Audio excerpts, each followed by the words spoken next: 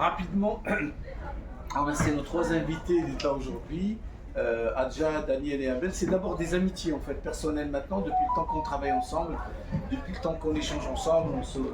Voilà, c'est venu ici Abel il y a plusieurs années au Maroc, et en fait, Daniel aussi a une histoire très particulière avec le cinéma. Et puis Adja aussi, avec laquelle on travaille depuis un bon moment ici. Et on se croise un peu partout, notamment au Festival d'Annecy. Donc comme en fait, quand on a voulu monter ce forum, sa forme actuelle on va dire, on avait échangé ensemble. Ainsi on s'est dit, voilà, j'ai demandé l'avis de nos amis, etc. Parce que l'idée c'est d'arriver vers un marché de l'animation africaine. Voilà. C'est ça ce qu'on est en train de construire. Donc maintenant, on est des pays francophones, mais l'idée aussi, avec l'aide d'Adja, Daniel et Abel, d'aller aussi vers les pays anglophones, notamment le Nigeria, le Ghana, qui sont quand même des pays très très actifs, l'Afrique du Sud. Donc voilà, l'idée, donc ils sont là pour puissent parler de leurs expériences, surtout parce que moi j'estime vraiment qu'ils ont une vraie dynamique et comment ils contribuent à cette dynamique africaine. Voilà, merci beaucoup. Merci.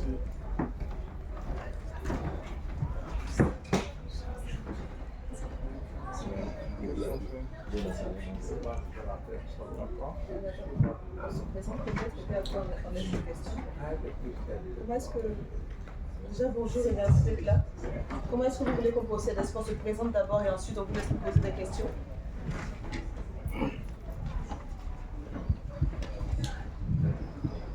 Oui, ça va. Bonjour tout le monde. Moi c'est Daniel Adjali. Je viens du Togo. Je dirige un studio qui s'appelle Mes Pictures et aussi président de l'association de cinéma d'animation togolais. Bonjour à vous, je suis Adja Soro, je suis productrice d'animation en Côte d'Ivoire dans un studio qui s'appelle le Studio K que j'ai fondé en 2019. Et nous produisons de l'animation 2D, de l'animation 3D, toujours avec une plus-value culturelle africaine. Merci. Bonjour, je suis Abel Kwame, producteur et réalisateur à Africa Tour, qui est un studio d'animation qui est basé à Abidjan.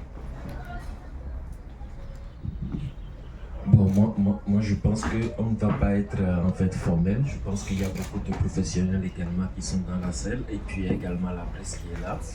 Et on va faire en fait, si je veux dire en fait, des questions-réponses. Ce qui nous permettra également de creuser un peu plus en nous et vous dire concrètement en fait, ce qu'on fait chacun dans son secteur. Est-ce qu'il y a certains déjà dans la salle en fait qui ont je vais dire en fait quelque chose qui ont envie de poser des questions, comment est-ce qu'on fait pour en arriver là, comment est-ce qu'on a démarré par exemple, des trucs comme ça.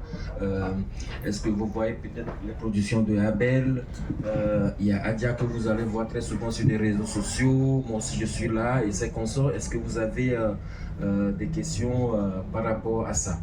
Merci.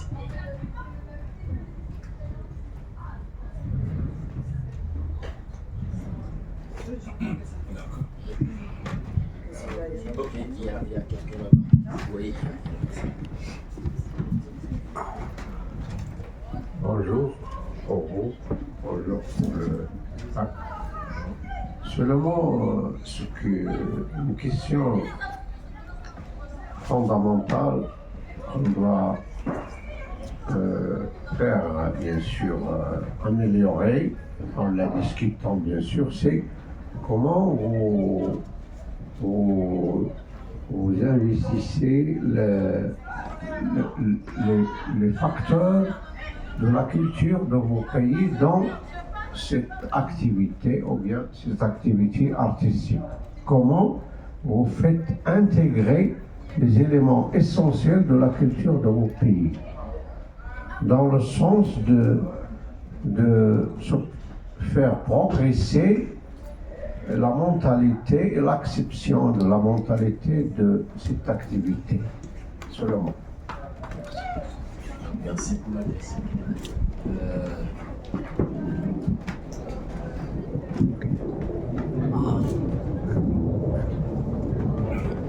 Bonjour. Je vous remercie pour ce que vous allez nous dire. D'abord, dans un premier temps, ce qui m'intéresserait, et peut-être que ça intéresserait le parterre qui est en face de vous, c'est de nous mettre un petit peu dans l'ambiance, telle qu'elle a été vue le premier jour. Là, on est en Afrique. Oui. Et en même temps, de nous expliquer un petit peu peut-être votre parcours pour nous mettre un peu plus dans le bain et de dire quelles sont peut-être les difficultés, voire même peut-être l'avant-gardisme que vous êtes en train de construire dans le cadre du cinéma d'animation en Afrique. Merci. On va déjà aller sur ces deux questions. Je pense que je vais laisser la parole déjà à Abel.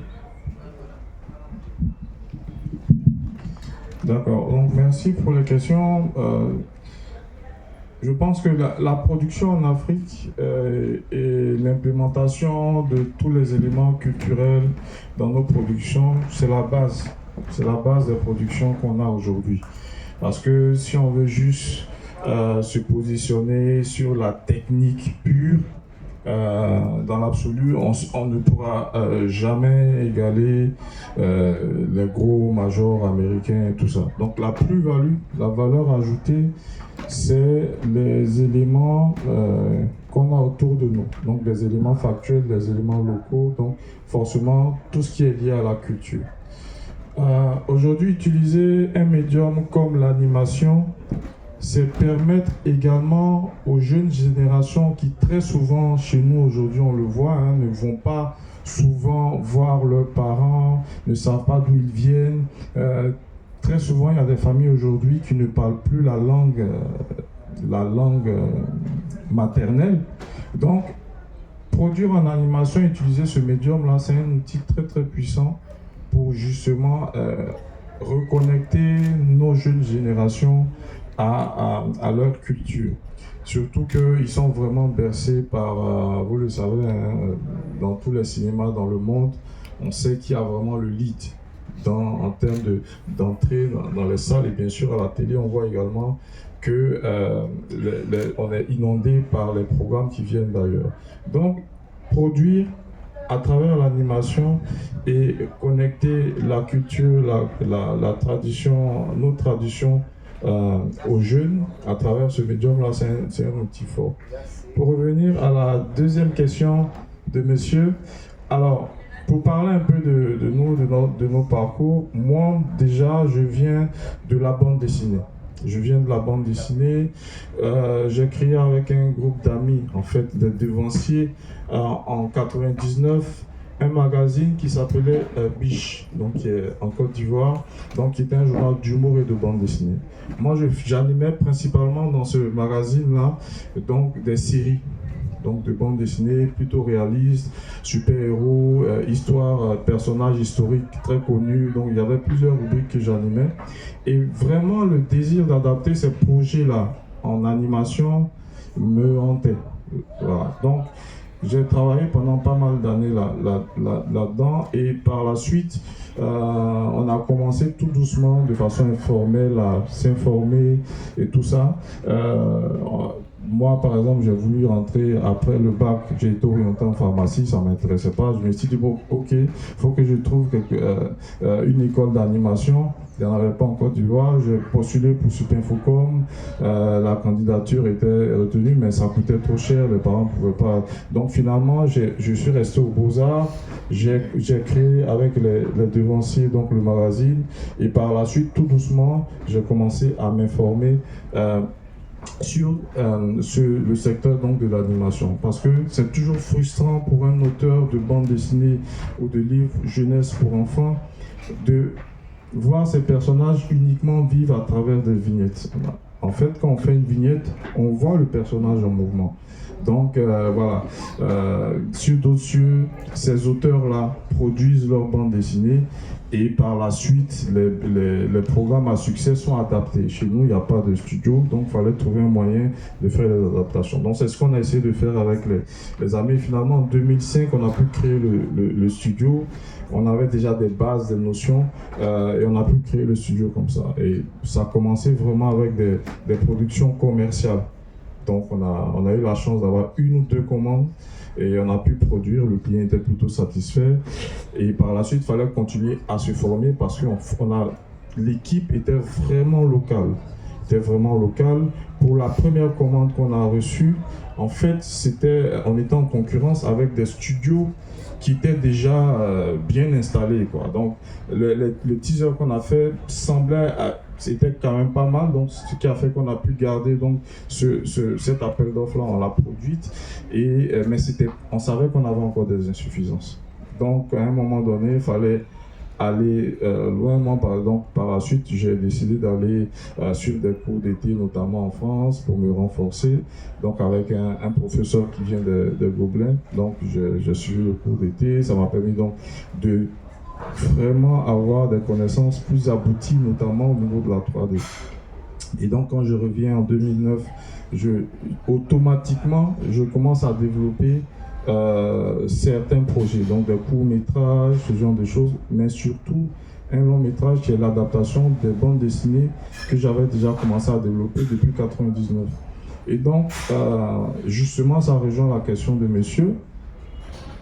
Quand on sort cette œuvre, donc qui est l'histoire d'une princesse très connue en Afrique de l'Ouest, quand on sort cette œuvre en 2013, c'est vraiment le carton plein. On avait 2-3 salles, mais on a eu toutes les séances étaient pleines. Toutes les séances pendant 2-3 semaines. Donc on s'est dit, il y a vraiment quelque chose à faire. Initialement, ce long métrage qu'on a produit, c'était en fait le fruit des ressources qu'on avait pu avoir ça et là à travers des commandes commerciales. Mais ça nous a permis justement de produire ce premier long là et on a vu le succès tout de suite. Donc on a décidé d'enchaîner. Par la suite, on a eu la chance à travers des marchés localement ou à l'international avoir accès directement à des acteurs, donc des chaînes de télévision locales ou internationales qui nous ont commandé des séries. Donc ça fait qu'aujourd'hui, finalement, on se retrouve avec 7 longs métrages produits et près d'une vingtaine de séries avec différentes saisons produites. On a également profité de la présence ou de l'opportunité du digital. Et donc, on a essayé d'avoir une présence assez intéressante et importante sur le digital, justement pour faire la promotion de nos œuvres. Donc, voici un peu ce que je peux dire pour compléter, pour répondre à votre question. Merci. Je passe la parole à Adja. Je suis devenu modérateur par défaut. D'accord, merci beaucoup. Alors, je vais partir de la deuxième question pour venir à la question sur la culture. Moi, j'ai fait finance. J'ai été auditeur interne en microfinance pendant pas mal d'années. J'ai suivi le parcours que mes parents voulaient que je suive. En disant, tu es bonne en mathématiques, tu es bonne dans les sciences. Tu as fait quoi avec le livre ou le dessin animé? Attends, va faire la finance, c'est un métier stable, tu auras une assurance maladie, tu auras tout ça. Donc c'est ce que j'ai fait, mais ça ne me passionnait pas. Donc j'allais tous les jours au travail, je le faisais encore et encore, je le faisais bien. Mais je n'avais pas la passion de cela parce que ce que j'aime, c'est pouvoir raconter des histoires, c'est pouvoir inventer des histoires. Je le fais déjà depuis toute petite. Et j'ai eu le support d'une personne qui est très importante pour moi, qui est mon mari, qui m'a dit, écoute, prends une année, essaie ce que tu as dans le cœur là. Si ça ne marche pas, tu retournes à l'audit. Mais au moins, essaie-le qu'on en finisse parce qu'on sait que ça te bouffe de vouloir faire ça. Et donc, un bon matin, de sourire aux lèvres, j'ai démissionné. Parce que grâce à Dieu, j'avais quelqu'un derrière qui pouvait m'aider, avec qui je pouvais me permettre de démissionner. Et j'ai commencé d'abord en essayant de comprendre l'univers du livre, comment on raconte des histoires dans nos pays. On a commencé avec des ateliers d'écriture gratuits. J'invitais des jeunes qui veulent juste apprendre à écrire des histoires et des écrivains qui sont aguerris en Côte d'Ivoire pour juste avoir des échanges ensemble, les écouter, voir un peu qu'est-ce qu'ils veulent raconter, comment le raconter, pourquoi le raconter. Et cela m'a nourri pendant plusieurs mois avant que je décide d'ouvrir une maison d'édition dont le siège était mon salon. Donc j'ai ouvert une maison d'édition Voyelle en 2015 avec l'idée non pas de juste raconter des histoires, mais de raconter des histoires avec une plus-value culturelle. Aider nos enfants à savoir qui ils sont en tant qu'Africains. Parce qu'à l'école, qu'est-ce qu'on nous apprend? On nous apprend essentiellement l'histoire d'autres pays. On parle notre langue, on parle des victoires des autres, de guerre mondiale et tout ça, plein d'autres choses. Mais qu'est-ce qu'est notre histoire à nous? Avant la colonisation, avec quoi? Qu'est-ce que c'était ce pays-là qui ne s'appelait pas encore la Côte d'Ivoire. On n'avait rien, on n'a pas de livre, on n'avait rien qui raconte cela. Et quand j'ai fait mes recherches documentaires au fil des mois, et que j'ai découvert des ouvrages écrits par des Africains, des anthropologues africains pour les Africains, ça m'a juste ouvert l'esprit. Je me suis dit, mais comment on ne peut pas savoir ça? Pourquoi ce n'est pas dans nos livres d'école? C'est ça qu'on va raconter aux enfants. On va faire des livres qui vont raconter l'histoire de l'Afrique à nos enfants dans un langage d'enfants. Donc les premiers ouvrages qu'on a créés, c'est un magazine qui s'appelle le magazine Bulle, où chaque numéro est dédié à un pays d'Afrique. Donc un numéro va raconter l'histoire d'avant la colonisation, l'histoire de la résistance aussi de nos peuples, parce qu'on n'était pas juste dans des arbres et puis on est venu nous prendre là et nous dire voilà, vous êtes colonisés, on s'est battu, on avait une histoire, on avait des croyances, on avait des valeurs. Donc ça, on le raconte dans ces livres. On raconte l'Afrique d'aujourd'hui pour ne pas être seulement tourné vers le passé. Et on raconte des légendes, parce que l'Afrique, c'est les légendes, c'est les contes. Donc on a fait la Côte d'Ivoire, le Cameroun, le Bénin, on a fait l'Afrique du Sud, l'Angola. Toujours un numéro dédié à un pays d'Afrique qui met en avant soit un roi, soit une reine d'une civilisation ancienne de ce pays-là. Pour dire aussi qu'on a des hommes qui étaient forts, mais on avait aussi des femmes qui étaient fortes. Donc si on a fait un numéro ce mois-ci sur un roi, le mois suivant, on se débrouille, on trouve une reine, et ainsi de suite. Donc on essaie de trouver un équilibre comme ça entre ces personnalités anciennes de l'histoire africaine. Et nos histoires ont très bien marché. Et c'est de là qu'est venue un peu une petite frustration, parce que quand un numéro passe, c'est comme s'il passe aux oubliettes, on va sur un autre, alors qu'on a ces histoires-là qui sont là. Qu'est-ce qu'on peut en faire? Est-ce qu'on ne peut pas les transformer autrement, les recycler? Et c'est là qu'est venue l'idée de faire de l'animation, pour avoir plus d'impact. Parce que l'animation, une fois que c'est produit, qu'on change la langue, ça peut toucher d'autres territoires. On change encore la langue, on touche encore plus de territoires. Alors que le livre, déjà matériel, c'est difficile de l'exporter et tout. Donc peut-être que l'animation pourrait être une solution. Donc en 2019, on prend quelques dessins, là, quelques-unes de nos histoires, on les présente à TV5 Monde. On dit voilà, on veut faire du dessin animé. Ils regardent, ils disent c'est bien, on veut une série de ça. Ça ne fait vraiment pas. Mais vraiment pas comment faire de l'animation. C'était du gros bluff, quoi. On dit, ouais, on va vous faire 16 épisodes de 9 minutes. Alors qu'on ne sait même pas de quoi on parle, en fait. Et donc là, c'est là que l'audit m'a aidé, parce que j'ai appris qu'il faut toujours structurer les choses, avoir une procédure, savoir où on va avant de se lancer. J'ai approché un fonds d'investissement qui a accepté que l'on crée une entreprise séparée de la maison d'édition, parce que c'est deux métiers différents. Donc on a créé ensemble, on a cofondé ensemble le Studio K, et ils m'ont financé un séjour à Gobelin, donc la plus grande école d'animation au monde, on va dire, pour apprendre comment gérer un studio d'animation. Donc je suis allée faire ça, je suis revenue, et c'est fort de cela qu'on a démarré notre première série juste avant la Covid. C'était une catastrophe. Parce qu'on n'avait plus suffisamment de fonds, parce qu'on n'était plus tous au bureau, parce qu'il y avait le télétravail, et c'est quelque chose qu'on apprenait. Mais c'était en même temps une très belle expérience, parce que c'est là qu'on a vu que quand tu n'as pas beaucoup de moyens et pas beaucoup de connaissances et pas beaucoup de support, tu deviens extrêmement résilient si tu es passionné. Donc on a utilisé cette passion-là et cette résilience-là pour inventer quelque chose, mais pour réussir à faire cette série qui a très bien marché. Elle était diffusée dans plus d'une quinzaine de pays à travers le monde. Ça nous a donné l'envie d'essayer de voir c'est quoi le merchandising, parce que c'est quelque chose qu'on néglige beaucoup en animation, les produits dérivés de nos animations. Faire un beau dessin animé, c'est bien, s'il marche, que les enfants l'aiment. Mais on fait comme tous les autres, des poupées, des livres, d'autres choses, on essaie de bricoler. On n'a pas un grand fond, mais on a fait une poupée. Je ne sais pas si vous avez vu sur notre stand, on avait une petite poupée noire sur la table de notre stand. C'est en fait l'adaptation en poupée de notre personnage principal de cette série qu'on a faite en 2019. Et cette poupée aussi a très bien marché. Moi, c'est pas contenté de faire une poupée. Dans le coffret de la poupée, on a mis encore un livre, parce que le livre est important et ça fait partie de notre ADN première, quelle édition. Un livre sur l'histoire du Sénégal, sur le lac rose du Sénégal. Donc les enfants apprennent quelque chose sur le lac, en plus de jouer avec leur poupée. Donc à chaque fois que l'on produit quelque chose, on y ajoute toujours de l'éducation, de l'éveil culturel. On veut que lorsque les enfants finissent soit de regarder le dessin animé, soit de lire nos livres, quand ils les ferment, ils ont appris quelque chose sur l'Afrique.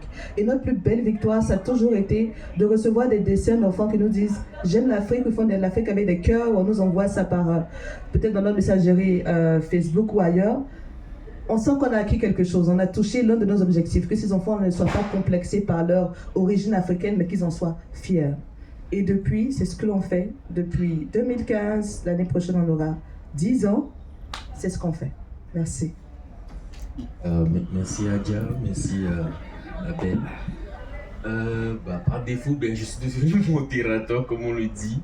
Moi, mon expérience, c'est un peu court parce que j'ai démarré avec la prise de vue réelle. J'ai vu que en fait, dans la prise de vue réelle, nos productions n'arrivent pas à franchir en fait les frontières. Et quand on veut raconter nos cultures, c'est un peu limité. Donc du coup là, c'est en ce moment-là j'ai basculé vers l'animation. Déjà j'ai commencé en tant que technicien. Pourquoi? Parce que j'avais un professeur qui était à ISMA. C'est une école d'audiovisuel basée au Bénin. Donc j'ai commencé avec lui qui faisait des effets spéciaux. Donc du coup moi je faisais la 3D, on travaillait ensemble et autres. Par la suite, technicien, j'ai vu qu'en fait j'ai pas quelqu'un qui peut m'aider en fait à animer. Il n'y en a pas du tout. Et j'ai commencé l'animation également. Et de fil en aiguille, comme il n'y a pas de gens qui peuvent m'aider, de fil en aiguille, je me suis professionnalisé jusqu'à ce que je suis en arrivé là à créer mon propre studio. L'objectif de notre studio, l'objectif premier, c'est de faire la prestation de service. Et Dieu merci, notre première commande qu'on avait eue, c'était Aquaprobito, un film en fait qui a remporté le premier prix au FESPACO. Et par la suite, on avait quand même également, on avait eu en fait des commandes de séries de cette fois 52 minutes qui a été préacheté par Gulli Canal+.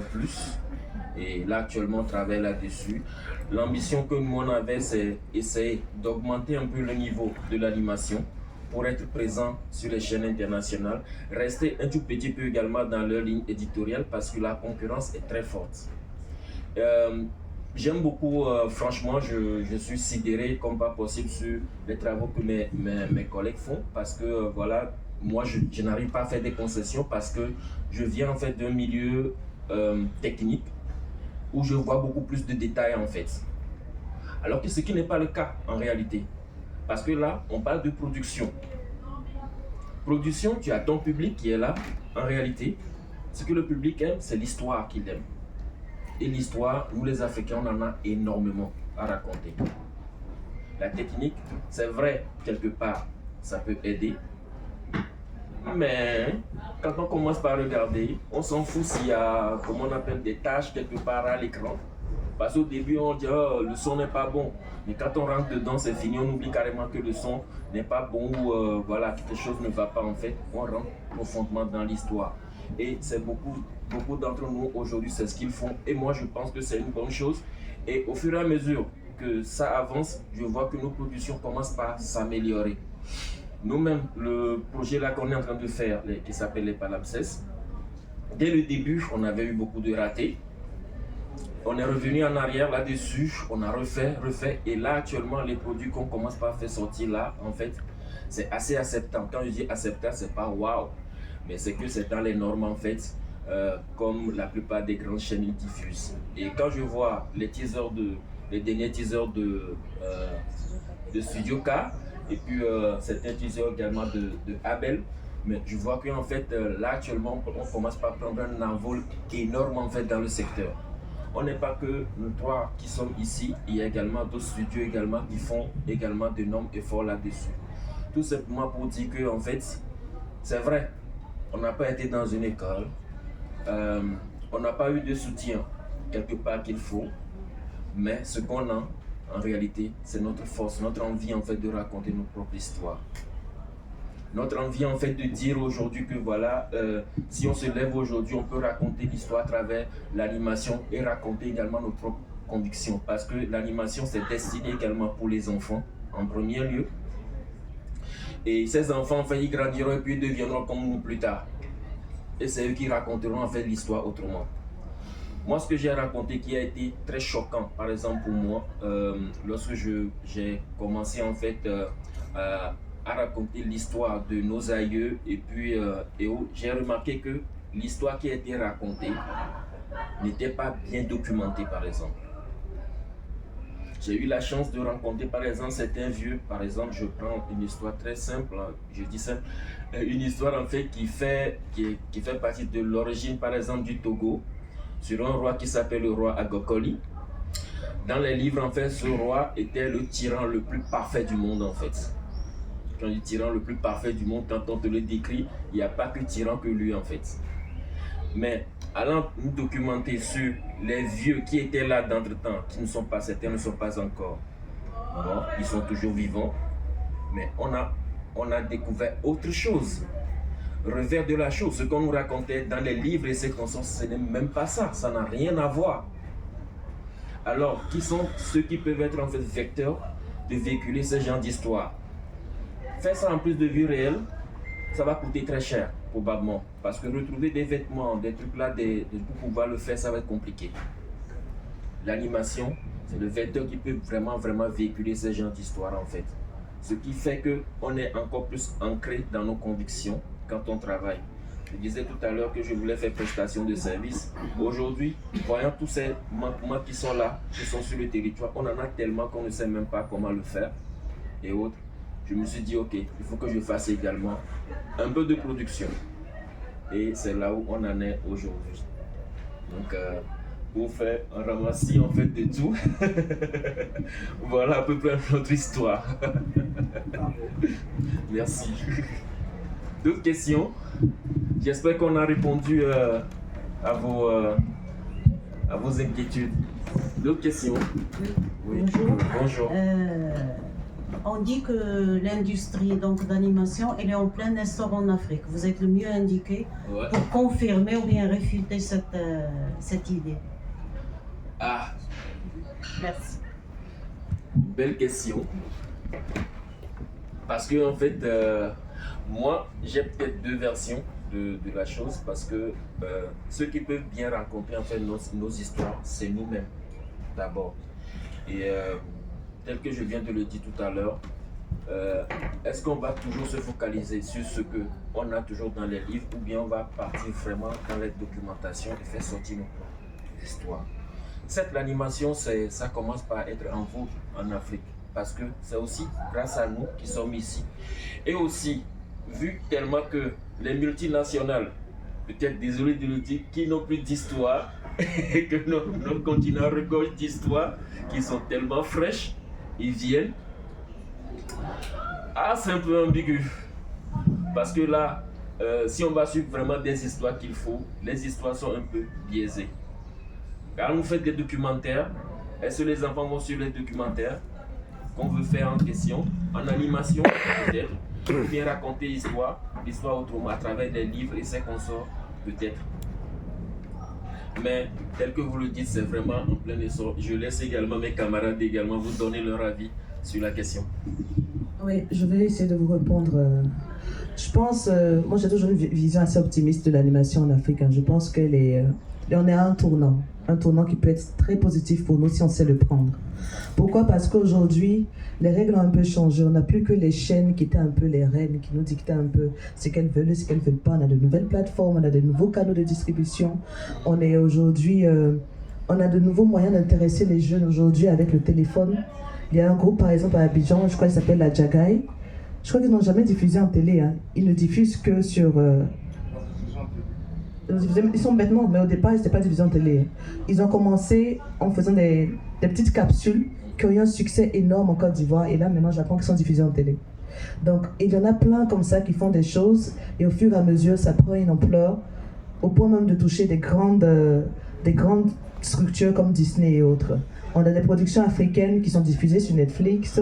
On a des diffusions africaines. On a tous ces groupes-là qui viennent dans tous les gros salons aujourd'hui. Vous allez en Afrique du Sud, vous voyez le grand stand de Netflix. Vous voyez Amazon qui est là. Vous passez ici, vous voyez Disney, qu'il y a des gens qui sont là, qui essaient de voir ce qui se passe. Vous allez dans les festivals Black, parce que l'Afrique, c'est pas que l'Afrique. Il y a cette diaspora, il y a les afro-descendants et tout ça. Vous allez dans un festival dédié uniquement à l'animation noire. Ils sont tous présents, DreamWorks et autres, parce qu'ils savent qu'il y a quelque chose qui se passe chez nous. Il y a des gens qui se lèvent aujourd'hui qui ne veulent plus qu'on soit de simples consommateurs.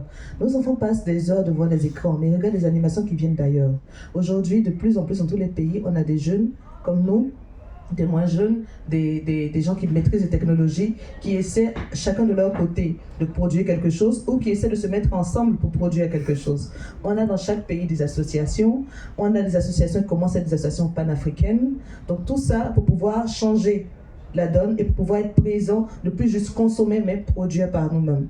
On a des fonds qui se créent, on a des banques qui s'ouvrent dédiées au contenu africain comme la Fexim Bank, on a des salons qui s'ouvrent pour le contenu africain un peu partout sur le continent.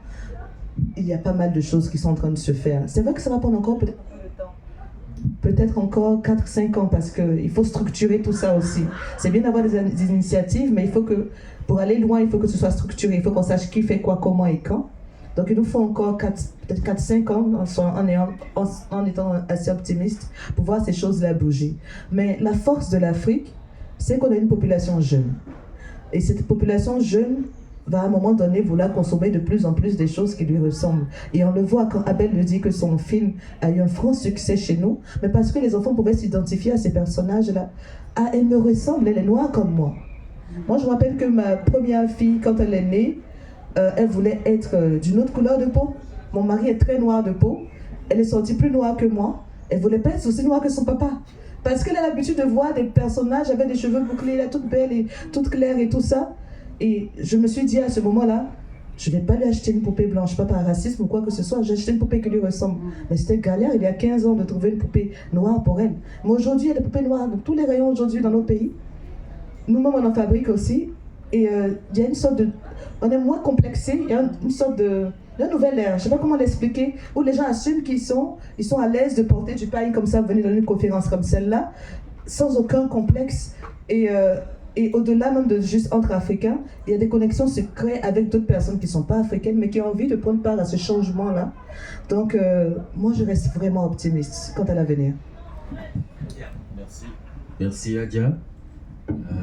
Abel. D'accord. Au niveau de l'animation, je pense que là, on est plus dans une vue de l'esprit, à savoir s'il y a de la production en Afrique. Il y en a. Clairement, il y en a. Il y a des jeunes talents qui développent des projets de court-métrage qui arrivent à avoir de l'argent pour fabriquer.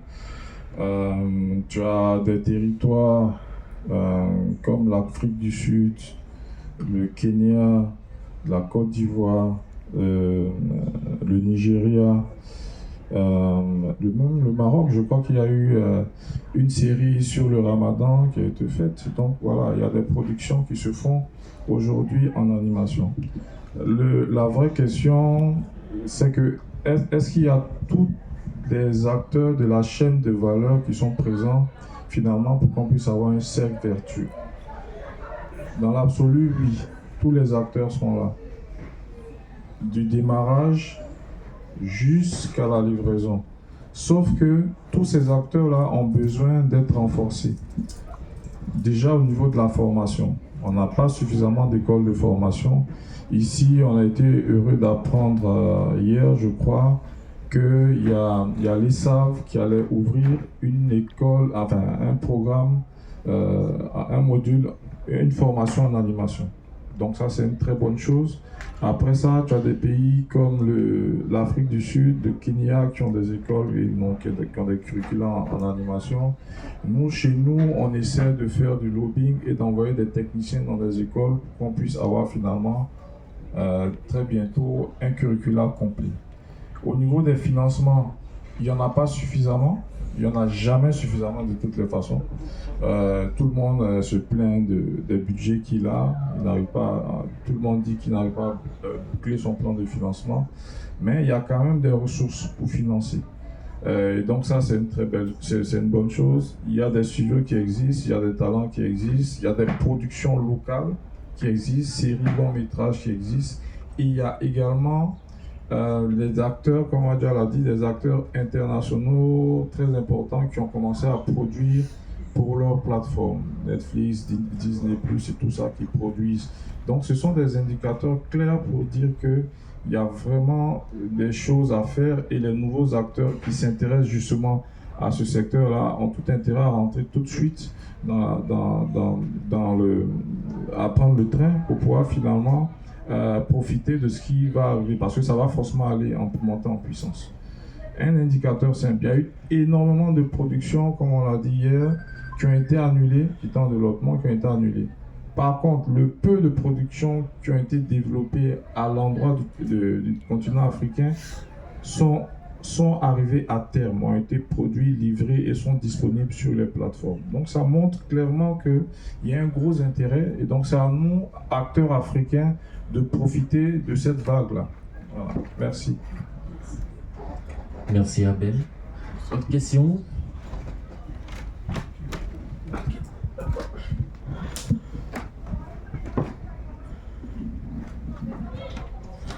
Revenons sur ce qui a déjà entamé une discussion. Thématiquement, au niveau des thèmes, quels sont les thèmes que vous avez, ou bien vous employez, et vous faites investissement de ces thèmes, et quels sont les obstacles? Est-ce qu'il y a des obstacles qui freinent l'amélioration et l'aboutissement d'un travail artistique d'une manière délicate? Voyons que je cite par exemple quelques thèmes, est-ce qu'ils sont là présents? Par exemple, le thème de la vie, de la mort, au niveau ontologique. Le thème de la liberté, la dictature, la misère, la richesse, etc. Comment vous pouvez installer et implanter ces thèmes dans vos œuvres? Merci.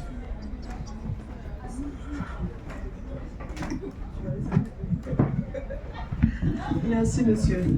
Alors oui, c'est sûr que dans nos histoires, chaque histoire a une thématique. Je vous donne l'exemple de ce que nous avons fait, ce que nous faisons actuellement sur notre long métrage d'animation en développement. Le thème ici, c'est, je ne passe pas en un mot, c'est plus en une phrase, c'est la capacité à ne pas perdre de vue ce pourquoi on est là, croire en soi. Ça, c'est le sujet de ce film. Et ça ne concerne pas que l'héroïne du film, parce que son cheminement va impacter toute sa communauté qui va se poser la question de est-ce que je suis au bon endroit? Est-ce que je fais vraiment ce pourquoi je suis là? Donc c'est ça, c'est pas juste divertir, mais c'est susciter ce questionnement-là auprès de ces personnes qui vont regarder ce film, qu'ils soient enfants ou adultes. Les difficultés que l'on rencontre ne sont pas vraiment liées aux thématiques qu'on aborde, sauf si on aborde des sujets sensibles comme peut-être la guerre ou la politique ou des sujets que malheureusement pour l'instant, c'est pas très prudent ou intelligent pour nous d'y aller. Mais des sujets comme parler de ce pourquoi on est là, notre vocation et autres, c'est pas un problème. Le problème qu'on a, comme Abel l'a expliqué, c'est vraiment pouvoir mettre en œuvre ces projets jusqu'à terme de façon qualitative. Pouvoir les distribuer dans tout le continent et au-delà, dans des rapports avec ces partenaires-là équitables. Malheureusement, le système aujourd'hui ne nous permet pas d'avoir des relations équitables avec nos partenaires. Pourquoi? Parce que localement, nous n'avons pas de fonds, même si on a, comment dire ça, on a hypothétiquement des grands fonds sur nos pays, mais ces fonds-là ne sont pas encore très ouverts à l'animation. Il y a un travail de pédagogie et de plaidoyer à faire auprès de nos gouvernements pour qu'ils comprennent que dans ces fonds qu'ils allouent au cinéma et aux médias, il doit y avoir une part assez conséquente pour l'animation qui coûte très cher. Mais aujourd'hui, nos parts sont très petites et sont un peu en déphasage avec nos budgets qui sont importants. Donc quand on se retrouve dans une situation où nos budgets sont très bas, et qu'on est obligé d'aller dehors chercher du financement, mais celui qui met plus d'argent sur la table a plus de droit de regard sur ce que tu veux raconter, donc sur ta thématique, que toi qui viens avec 5% du budget. Donc on se retrouve dans des positions où parfois les projets peuvent perdre leur identité, parfois les projets peuvent être juste affectés à d'autres personnes, on peut se retrouver dans des situations où on est phagocyté, donc on apparaît à peine dans le générique, ou parce qu'on n'a pas financé. Donc l'un de nos freins majeurs pour pouvoir être libre de raconter nos histoires, c'est d'avoir le financement. Mais c'est d'avoir aussi des techniciens formés. Parce que là où le serpent se mord également la queue, c'est lorsque on a peut-être un peu de financement, mais parce qu'on va chercher un partenaire extérieur qui, lui, chez lui, le technicien paye 4 fois plus cher que le technicien chez nous, fait multiplier par 4 notre budget. Et comme il fait multiplier par 4 le budget, notre part devient encore plus petite, elle est divisée du coup par 4. Donc, l'un des problèmes qu'on devrait résoudre également, c'est d'avoir des techniciens suffisamment formés qui permettent d'avoir une animation suffisamment qualitative localement, de sorte à baisser ces budgets-là et à pouvoir, au-delà de mettre l'argent sur la table, pouvoir dire on peut exécuter nous-mêmes dans nos pays de l'animation qualitative. Vous venez certes, mais voilà les outils que nous avons par nous-mêmes. Donc, quand on arrivera à cette étape-là où on pourra financer de façon cohérente nos projets et on aura des techniciens formés dans ces métiers-là par nous-mêmes, vous verrez qu'on aura une multiplication de projets, de films d'animation qualitatifs venant du continent avec des valeurs qui sont propres à nous-mêmes. Tant qu'on sera dans cette équation où on a du mal à financer et à former et à avoir des techniciens qualitatifs, on sera malheureusement obligé de courir après des coproductions ça et là et de devoir faire beaucoup de concessions pour espérer voir nos projets voir le jour. Donc voilà un peu, je pense, peut-être si vous voulez ajouter des choses, les gros challenges que nous rencontrons aujourd'hui. Merci. Oui. Je pense que, voilà, Adja a tout dit. On est vraiment en pleine émergence et tel que tout le monde vient de l'évoquer, passant par la question de madame, en fait, quant à ce qui concerne l'émergence, en fait, du cinéma, d'animation. Aujourd'hui, quand on voit par exemple le Japon, la France, voire même les États-Unis, quand on voit très bien, quand on prend les mangas, ils ont su installer, c'est-à-dire que ce soit financement, la manière de faire, technicien, formation, tout ça, c'est chez eux, ce qui leur permet en fait de raconter leur propre histoire sans qu'il y ait des ambiguïtés. Nous, on vient de démarrer, selon moi, et qu'est-ce qu'on peut faire de temps en temps, c'est de faire des concessions. Et ce qui fait que en fait, nos histoires, de temps en temps, voilà, comme Adja vient de le dire, en fait, c'est celui qui met beaucoup d'argent en fait qui décide aussi. Parce que la production, bien qu'il y ait l'idée qui est là, bien qu'il y ait l'artiste qui est là derrière, en fait, malgré tout, c'est un investissement qui est derrière. Et l'investissement, celui qui met l'argent sur la table, il va te dire enlève cette scène et puis remplace ça par un autre. On est même confronté par exemple à des chaînes qui ont déjà leurs lignes éditoriales qui sont déjà définies. Par exemple, pour moi, je me dis déjà un enfant par exemple de 7 ans ici en Afrique chez nous, là-bas par exemple, il est apte en fait à voir certaines choses par exemple à la télé, mais c'est pas par exemple le cas en France ou dans d'autres pays. Ou bien peut-être inversement, c'est-à-dire il n'a pas apte à voir certaines choses à la télé, il n'a pas du tout envie, je ne veux pas que mon continent par exemple puisse inculquer à des enfants certains thèmes par exemple et autres. Mais celui qui met l'argent sur la table et quand vous venez vers lui, c'est lui qui détient par exemple la chaîne télé et autres là qui a sa ligne éditoriale qui vous finance. Il va vous dire ok, ok vous faites ça comme ça, je vous mets ça dedans, comme ça je peux vous financer. Vous n'avez pas aussi le choix parce que vous voulez que finalement nos produits sortent. D'une part, est-ce qu'on va refuser ce genre de concessions? Moi je pense pas qu'il faut totalement les refuser, mais c'est de mettre en arrière, c'est-à-dire de mettre en tête que en allant vers ce genre de personnes, peu à peu, nous aussi on va commencer par construire nos propres industries et aller également dans le même sens qu'eux et de fonder également nos propres bases. Justement que tu as dit un truc que je veux dire avant d'oublier, pardon. Oui, mais il y a un petit point qui m'a fait tiquer, c'est qu'on a le choix. C'est vrai que c'est dur, mais on a le choix. C'est-à-dire qu'il ne faut pas négocier son intégrité. C'est-à-dire si moi j'ai des valeurs aujourd'hui que je veux inculquer dans mon film et que je vois que la personne en face de moi met l'argent sur la table, mais propose des contre-valeurs à mes valeurs, je n'irai pas. Même s'il me faut attendre 2 ans, 3 ans, 4 ans, même s'il faut galérer, même s'il faut échouer, je n'irai pas parce qu'à la fin, il faut que je puisse être satisfaite du film que je vais sortir. Si je corromps mon histoire juste pour pouvoir la faire réaliser, je me corromps moi-même. Parce que ça veut dire que je ne suis plus... J'ai un peu quelque part vendu mon âme en changeant les valeurs de mon histoire. Ce qui veut dire que il faut que l'on repense les modèles. Il faut que l'on se dise, ok, voilà les obstacles qu'on a. Est-ce qu'il n'y a pas d'autres types de partenaires qu'on peut avoir? Est-ce qu'il ne faut pas aller vers des personnes qui peut-être partagent les mêmes valeurs que nous? Est-ce qu'il ne faut pas peut-être justement éduquer nos ministères de tutelle et autres à comprendre qu'il y a une forte rentabilité dans l'animation, c'est vrai, ça prend du temps et tout ça. Est-ce qu'il ne faut pas plutôt aller chercher d'autres types de subventions, d'autres types de canaux de distribution? Est-ce qu'il ne faut pas commencer petit, s'asseoir, montrer qu'on a une certaine crédibilité avant d'aller vers du plus grand? Bref, peut-être repenser le circuit de création, de production, de distribution de nos contenus adaptés à nos réalités également. Pour ne pas être constamment dépendant, sinon on sera toujours en train de faire ça. Donne-moi un peu. Et en retour, je te donne, mais... Et le mais ne nous arrange pas. Est-ce qu'il ne faut pas se mettre ensemble? Parce que peut-être que moi, j'ai de très bonnes compétences dans l'écriture scénaristique, mais je ne suis pas bonne animatrice. Peut-être que toi, tu es très très bon en animation. Peut-être que lui, il est bon en character design. Peut-être qu'on peut faire un travail à la chaîne.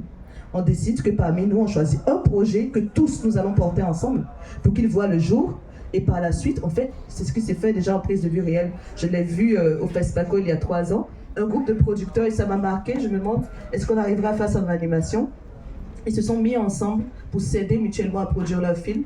Et je crois qu'ils ont eu 3 ou 4 films qui ont eu tous des prix au FESPACO. Et ils se réjouissaient ensemble parce qu'ils ont fait ce travail à la chaîne là. Est-ce que c'est pas quelque chose qu'il faut penser chez nous? Pourquoi pas? Revient la question des valeurs aussi. Est-ce qu'on partage les mêmes valeurs pour pouvoir le faire également? Donc, je pense qu'il ne faut pas se dire qu'on n'a pas le choix. On a le choix de penser autrement et de trouver des solutions autrement. Ok, merci. Vous pouvez applaudir. D'accord. Donc, pour répondre à votre question, monsieur, les thèmes à aborder dans les productions, nous, en tout cas, dans notre catalogue, on a la cible, on a différentes cibles. La cible principale, bien sûr, ce sont les enfants. On a également du programme ado et du programme ado-adulte.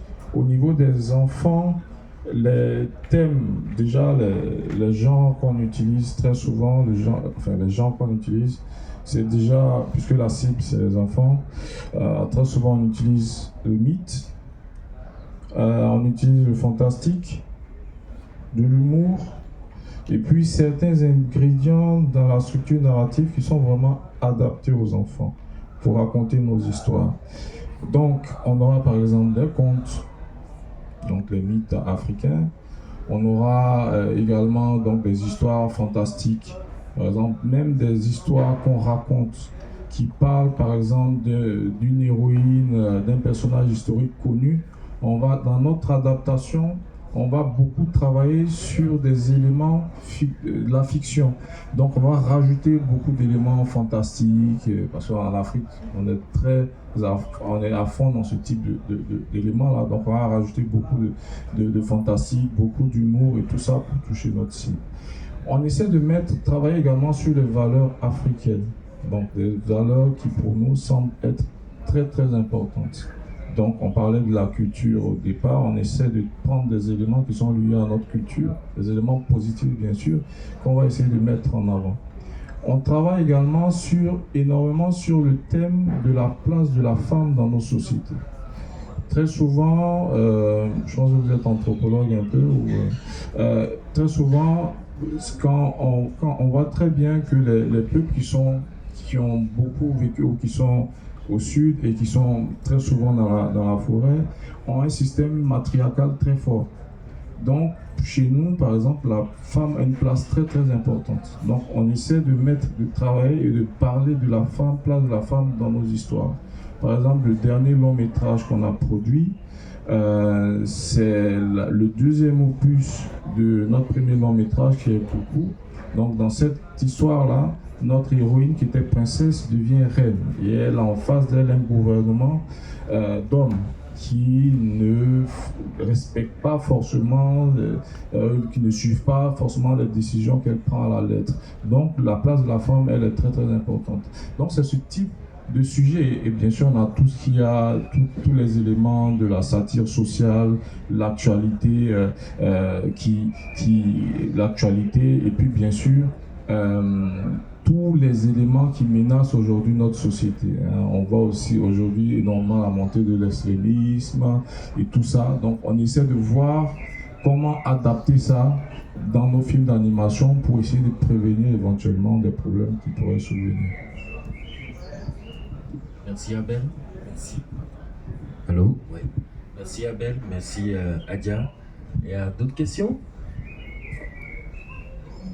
D'autres ambiguïtés? Oui. Peut-être qu'on n'a pas besoin de micro, on est en famille. Je vous remercie beaucoup parce que finalement vous nous avez embarqués en nous racontant vos histoires et en même temps en nous éclairant un petit peu notre lanterne avec vos parcours, ce qui est très bien. Et on avait l'impression que vous êtes en train de parler de l'Afrique en général, c'est du Maroc jusqu'au Cap-Vert. C'est tout ce que vous dites, nous le vivons, tout ce que vous dites, nous sommes comme vous, en phase justement de ce développement lié au cinéma d'animation. Toutes les contraintes que vous allez vivre, je pense, puisque je viens des Beaux-Arts en plus, tous les mouvements ont vécu ces contraintes-là avant de s'affirmer. Bien sûr, la part du financement, oui, elle doit exister, mais d'abord, on sent que, j'avais dit tout à l'heure avant-gardisme, je dirais militantisme aussi, parce que dans un premier temps, c'est vrai que c'est un support et il risque de faire mal. Là, on l'attend moins.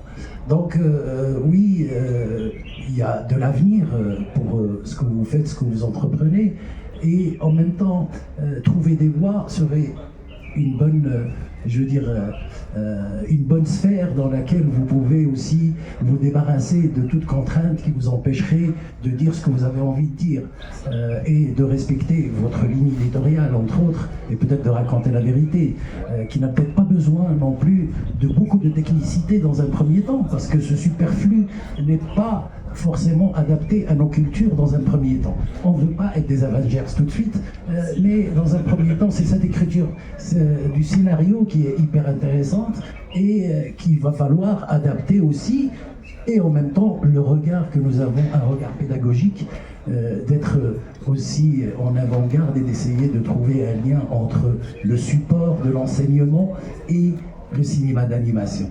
Peut-être que là, il y a un effort à faire et il y aura du consommable qui permettra aux jeunes de revendiquer eux-mêmes ce médium.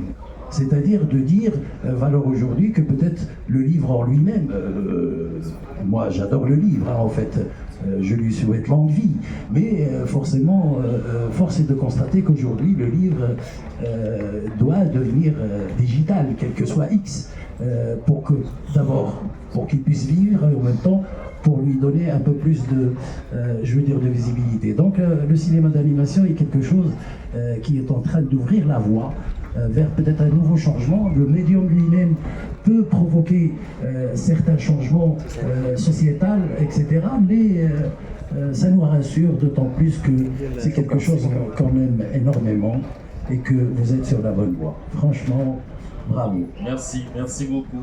Vraiment grand merci. Ah, s'il vous plaît, applaudissez pour lui, s'il vous plaît.